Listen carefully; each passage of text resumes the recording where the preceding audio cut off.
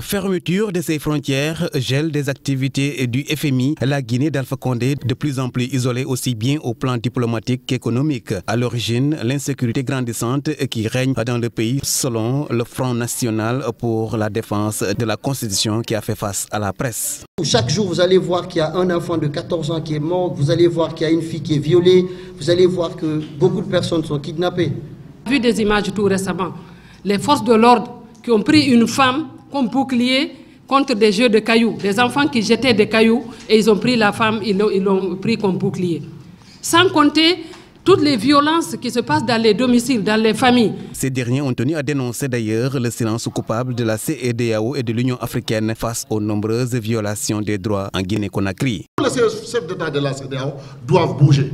Parce qu'il ne faut pas attendre qu'on nous tire là-bas pour venir nous dire quoi. Nous ne sommes pas dans la démagogie là. Plus que de dénoncer, ils exigent des sanctions contre les auteurs de ces crimes. C'est vraiment clair. La CEDEAO doit agir.